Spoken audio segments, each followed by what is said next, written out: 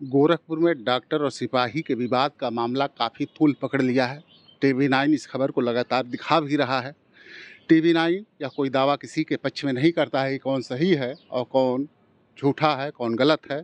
लेकिन टीवी 9 जो चर्चाएँ हैं उसके आधार पर बताना चाह रहा है कि एक डॉक्टर जिसकी तैनाती बलिया ज़िले में थी और सस्पेंड हो गया था और मूल रूप से वो संत कबीर नगर जनपद का रहने वाला था। वह वहाँ से अपनी पत्नी को लेकर के डॉक्टर अनुज सरकारी के वहाँ गया। डॉक्टर ने अल्ट्रासाउंड लिखा। अल्ट्रासाउंड करा के आया तो डॉक्टर ने कहा कोई बीमारी खास नहीं है और एक गोली लिख दिया, जैसा कि डॉक्टर की पत्नी डॉक्टर माधवी ने बताया था। और वो दवा लिखते ही डॉक्टर से मरीज ने कहा कि इस अल्ट्रासाउंड आपने करवाया 1100 रुपये में करवाया और जबकि मार्केट में 800 रुपया लगता है।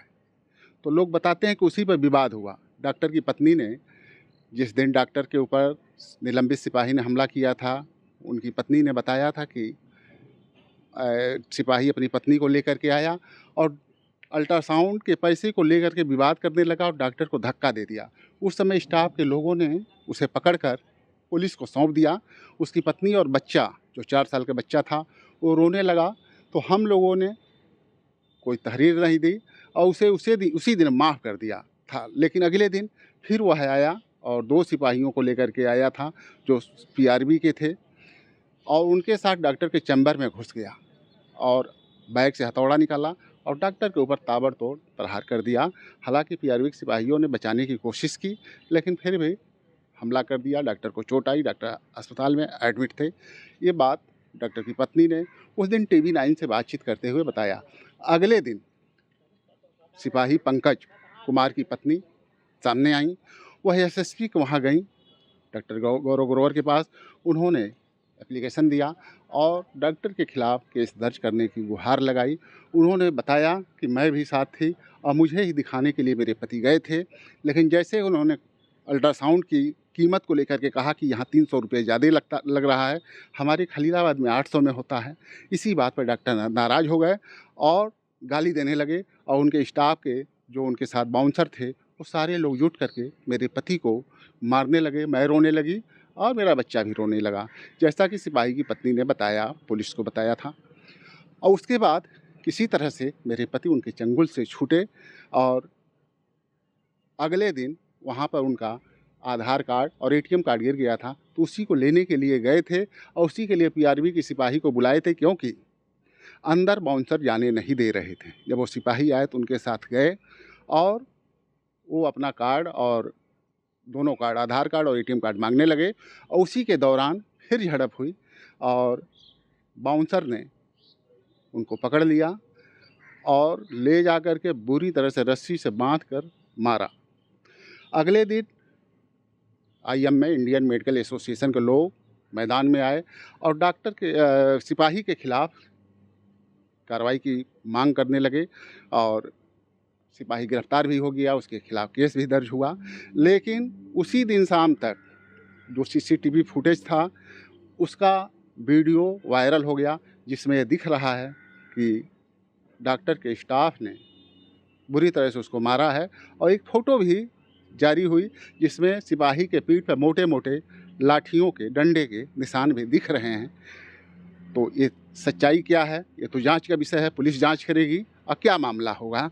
लेकिन इस वीडियो फुटेज के और फोटो के सामने आने के बाद तमाम राजनीतिक संगठन सिपाही के पक्ष में आ गए और अधिवक्ता ऋषिकेश पांडे ने कोर्ट में बीएनएस 175(3) के तहत प्रार्थना पत्र डाल दिया कि डॉक्टर के खिलाफ केस दर्ज किया जाए और सिविल कोर्ट बार एसोसिएशन के अध्यक्ष भानु पांडे ने डॉक्टर पर केस दर्ज कराने के लिए मांग की। ऐसे में कोर्ट ने कैंट थाने से रिपोर्ट मांगी कि क्या सच्चाई है। 18 अक्टूबर को सिपाही की जमानत पर सुनवाई होनी है।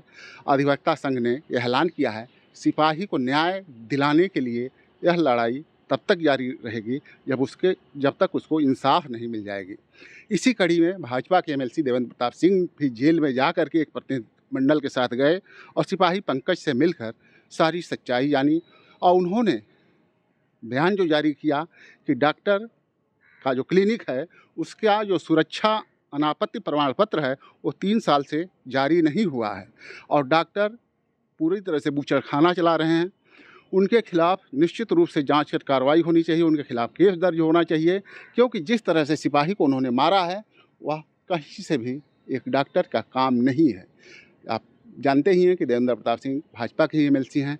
इसके अलावा आज़ाद अधिकार सेना के जो प्रमुख हैं, पूर्व आईपीएस हैं, अमिताभ ठाकुर ने भी डीजीपी को पत्र लिखकर डॉक्टर के खिलाफ केस दर्ज करवाने की मांग की है। इसके अलावा जनहित युवा शक्ति के अध्यक्ष निखिल गुप्ता ने भी गोलघर में गांधी प्रतिमा के सामने अनशन किया और प्रदर्शन करके मांग की कि डॉक्टर के खिलाफ भी केस दर्ज हो। और इसके अलावा कांग्रेस की जिला अध्यक्ष निर्मला पासवान ने भी टाउन हॉल पर गांधी प्रतिमा से लेकर एसएसपी ऑफिस तक जुलूस निकाला, मार्च किया और वहां मिलकर अधिकारियों से यह कहा कि हर हाल में कार्रवाई होनी चाहिए, सिपाही को भी न्याय मिलना चाहिए और डॉक्टर अपने पैसे, अपने संबंधों के बूते पर अन्याय नहीं करवा सकता है। और वही कांग्रेस के जिला उपाध्यक्ष तौकीर आलम ने सवाल उठाया कि डॉक्टर और मरीज का जो पवित्र रिश्ता है वह क्यों कलंकित हो रहा है, आखिर किस कारण से ऐसे रिश्ते टूट रहे हैं। मरीज का डॉक्टर पर विश्वास नहीं रह गया है। डॉक्टर क्यों, जो जिसको धरती का भगवान कहा जाता है, उसके ऊपर विश्वास क्यों टूट रहा है। डॉक्टर को खुद ही अपने गिरेबान में झांकना चाहिए। डॉक्टर मरीज का रिश्ता बेहद ही करीबी रिश्ता है और डॉक्टर मरीज से अपनी सुरक्षा के लिए लाखों रुपया खर्च करके बाउंसर रख रहे हैं और मरीज किसी बात पर कुछ पूछता है, एतराज़ करता है तो उससे पिटवाते हैं। यह कहीं से भी जायज़ और न्यायपूर्ण नहीं है। डॉक्टर के खिलाफ निश्चित रूप से केस दर्ज करवाना चाहिए। इसके अलावा सपा जिला अध्यक्ष ब्रजेश कुमार गौतम भी अपने प्रतिनिधिमंडल के साथ प्रशासनिक अधिकारियों से मिले और सिपाही का फेवर लिया। यह सब मामला इस नाते आया क्योंकि जो डॉक्टर के क्लिनिक का जो सीसीटीवी फुटेज था वह सोशल मीडिया पे आ गया और उसमें लोगों को ये लग रहा है कि सिपाही के साथ अन्याय हुआ है। और इसके अलावा इसी बीच सोशल मीडिया पर एक और सूचना प्रसारित हो गई जिसमें किसी ने बता दिया कि डॉक्टर अनुज सरकारी और गोरखपुर के एसएसपी डॉक्टर गौरव ग्रोवर बैचमेट हैं, इसलिए पुलिस डॉक्टर के खिलाफ कार्रवाई नहीं कर रही है, सिपाही का केस नहीं दर्ज कर रही है। इसको जैसे सोशल मीडिया पर आया वैसे पुलिस मीडिया सेल ने इसका पता किया तो पता चला कि महाराजगंज जनपद में पीआरबी 112 पर तैनात संतोष कुमार सिपाही जो है उसने ही सोशल मीडिया पर इसको डाला था। मीडिया सेल का कहना है कि ये भ्रामक सूचना उसने डाला। इसकी जानकारी एसपी महाराजगंज को दी गई तो एसपी महाराजगंज सोमेंद्र मीना ने तत्काल सिपाही को निलंबित कर दिया और विभागीय जांच के आदेश दिए हैं। यह मामला काफ़ी तूल पकड़ता जा रहा है। सिपाही के पक्ष में लोग खड़े दिख रहे हैं। सच्चाई क्या है इसको पुलिस को गहराई में जा कर के तफ्तीश करना पड़ेगा और सच्चाई जनता के सामने, दुनिया के सामने लानी पड़ेगी। कैमरामैन मुन्ना के साथ डॉक्टर सिंधु कुमार मिश्रा, TV9 गोरखपुर।